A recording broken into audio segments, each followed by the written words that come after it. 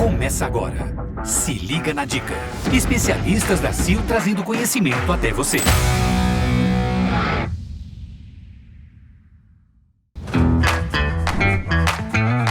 Sejam muito bem-vindos a mais um podcast da CIL. Gente, podcast voltando aí com novidades, um formato diferente. Temos um bate-papo aqui com nossos especialistas. E o podcast é o seguinte, ele vai rolar da seguinte forma. Teremos o programa inteiro, né? Uma aula, uma palestra, um curso, um mini curso, do jeito que quiser chamar, com vários assuntos sobre condutores elétricos. E você terá cortes.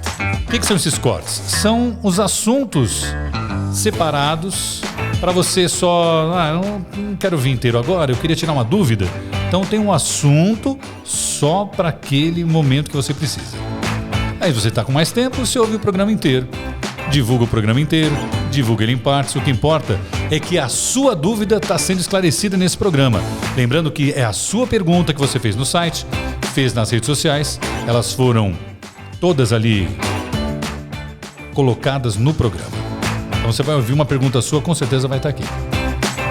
Eu tenho aqui, como sempre, nossos especialistas. Robson Jorge, seja bem-vindo. Olá, pessoal. Nelson Volick. Olá, tudo bom, Luizão? Tudo jóia, meu caro. Gente, lembrando que você está na sua plataforma de áudio, ouvindo esse programa em áudio. Só que tem vídeo também, no site da CIL, no YouTube da CIL, você vê esse programa em vídeo e vê a carinha dos nossos especialistas, nossos experts. E outra coisa também, porque assim, você vai ver aqui na aula, você que está ouvindo no áudio, o Nelson e o Robson vão assim pegar os produtos e exemplificar. Então no vídeo sempre você vai ter mais acesso, mais informação do que você precisa, tá bom? Nelson, vamos falar de condutores elétricos? É isso aí. Começando com... Nós vamos falar sobre o conteúdo dessa apostila. Essa apostila você encontra na sua loja, tanto para o iOS quanto para o Android. E você baixa o aplicativo da CIL, que na loja você põe CIL Fios e Cabos. Aí é um aplicativo gratuito que você baixa e esse conteúdo está dentro do aplicativo. Então hoje vamos falar sobre os condutores elétricos de baixa tensão. Primeiro vamos pensar nas matérias-primas isolantes desses condutores. Primeiro, vamos falar sobre a matéria-prima isolante mais utilizada, que é o PVC. O PVC ele tem duas características para a gente falar. Primeiro, ele é anti-chama. Ser anti-chama significa que ele não propaga o fogo. Num incêndio, se ele for atingido por uma chama, essa chama não vai ser propagada por ele. Ou seja, ele não vai propagar um incêndio de um ambiente para o outro, de um andar para o outro. E ser anti-chama é obrigatório, não é opcional. E a segunda característica do PVC é com relação à temperatura máxima de operação dele. Que o cabo isolado em PVC ele pode trabalhar até 70 graus. Isso quer dizer que o cobre ele pode aquecer até 70 graus. É isso que define a sua máxima capacidade de condução de corrente. Tá ok? E só que se o cabo ficar esquentando, esse aquecimento a gente paga na conta de energia. Então não é interessante trabalhar no limite da capacidade de um cabo. Porque se o cabo aquecer, esse aquecimento, que a gente chama de efeito Joule, ele é cobrado na conta de energia. Da mesma forma que o ferro de passar roupa aquece por efeito Joule e a gente paga na conta de energia. Chuveiro elétrico, ele aquece por efeito Joule, a gente paga na conta de energia. Mas o cabo aquecendo, a gente não usa esse aquecimento, mas a gente paga na conta de energia. E a temperatura máxima que ele pode trabalhar é 70 graus. Se você pegar a tabela de capacidade de corrente, que ela é extraída da norma NBR 5410, essas tabelas de capacidade de corrente, elas têm uma para 70 graus e uma para 90 graus. Então, dos 70 graus é do cabo isolado em PVC e do 90 graus. Do 90 graus é o cabo isolado em HIPR. Nós temos o cabo isolado em HIPR no formato 1kV. O de PVC é o 750 volts. um KV isolado em HIPR com uma cobertura de PVC. Se ele é isolado em HIPR, o HIPR pode trabalhar até 90 graus. Então ele possui uma capacidade de condução de corrente maior do que o cabo isolado em PVC 70 graus. Então o cobre ele vai poder aquecer até 90 graus, mas se aquecer até 70 não era vantagem, qual vai ser a vantagem de ele aquecer até 90? Não vai ser vantagem, vai ser desvantagem que minha conta de luz vai lá. É isso, né? Sim, mas tem uma aplicação que é interessante para o cabo HIPR por ter uma capacidade de corrente maior, que é a ligação de motores elétricos. Quando o motor elétrico, certo? Quando o motor elétrico está parado, ele precisa de muita energia elétrica para entrar em movimento, que a gente chama de corrente de partida do motor, que é uma corrente de pico. Essa corrente de partida, ela vai de 5 a 8 vezes maior que a corrente nominal do motor. Então você energiza o motor, ele precisa de muita energia para entrar em movimento. Corrente elétrica vai lá em cima. Ele começou a girar, corrente elétrica vai lá para baixo, porque aí ele já não precisa de tanta energia. E essa corrente de partida, como eu falei, é 5 a 8 vezes maior, é muito alta. Então, como o cabo isolado em HIPR, ele possui uma capacidade de condução de corrente maior. Essa é a aplicação correta. Exatamente, por um curto espaço de tempo. Então, o motor vai levar uma fração de segundo ou poucos segundos para entrar em movimento e cair esse valor.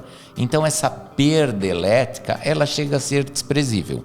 Então, essa é a grande vantagem do HIPR, que a gente usa nos cabos 1kV. Tá vendo só? É isso que acontece, né? Então, assim, sempre no podcast da Sil você vai ter essa informação que no dia a dia você acaba esquecendo. E aí, a aplicação correta do cabo para você não desperdiçar na hora da compra, na hora da aplicação e não gastar energia elétrica à toa. Sim, e o uso correto de cada produto. E uma outra opção é a poliolefina, que é muito parecido com PVC. A poliolefina também é 70 graus, se for fabricado um cabo flexível 750 volts em poliolefina, aí é 70 graus. Se for um cabo 1kV com uso da poliolefina, também vai ser 90 graus.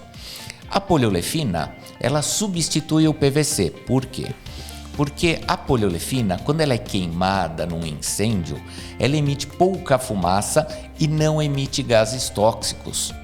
Então, o cabo isolado em poliolefina, que a Sil chama de cabo atoxil, e tecnicamente o nome é cabo não halogenado, num incêndio, um cabo atoxil, ele vai emitir pouca fumaça e poucos gases tóxicos e ele é obrigatório em locais de grande circulação de pessoas e difíceis ou longas rotas de fuga, que é o caso dos hospitais, shopping centers, estação de trem, metrô.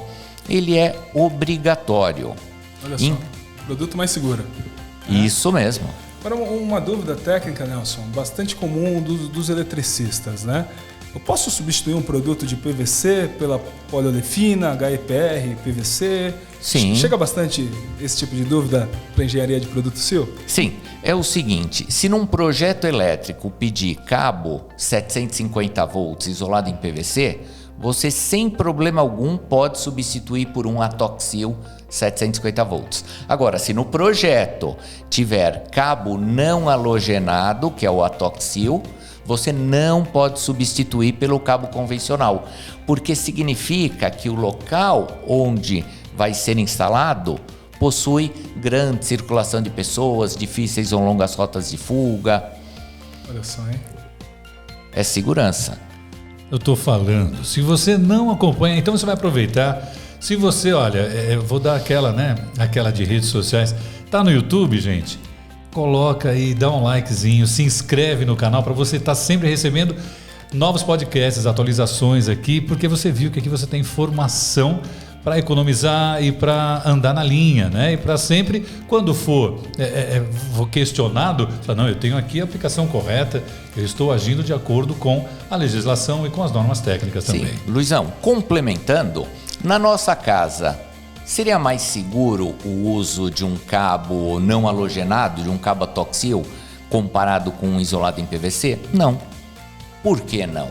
Porque a nossa construção civil, no Brasil, os cabos estão dentro de eletroduto numa parede de alvenaria.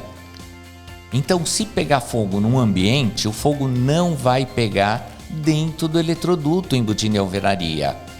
O PVC do cabo, ele é anti-chama, então não vai propagar o fogo dentro do eletroduto. E esse eletroduto corrugado, que também é de PVC, também é de PVC anti-chama. Então ele também não vai propagar o fogo.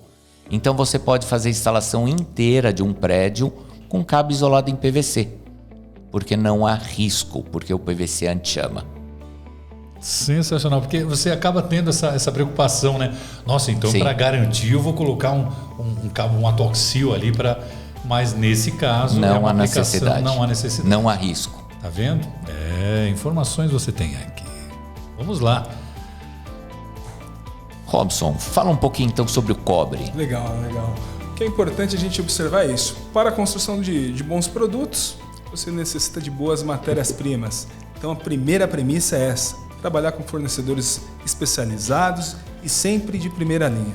Com cobre, que é fundamental para a correta condutividade e funcionamento dos produtos, não é diferente.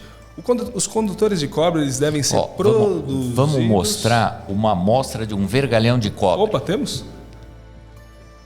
Daqui. Tá vendo só? É assim que o cobre chega na fábrica. A gente mata cobre e mostra para onde. Deixa eu ver. Cadê? Olha lá. Olha o vergalhão, chega assim. Isso, sim. O vergalhão E chega. pega ali aquele que tá tudo miudinho ali. Isso. Olha lá. Olha isso. E vira, olha só. Ele vai ser trefilado, alongado, até um diâmetro compara aí os dois. Olha bem legal. capilar, tá vendo? Para ser disponibilizado lá para o nosso consumidor.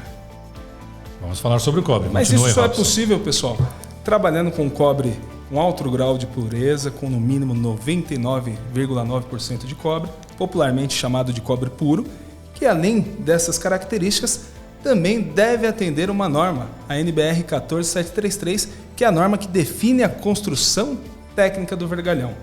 Quando nós recebemos esse cobre com essas características, ele vai, com certeza, propiciar o nascimento de um bom produto.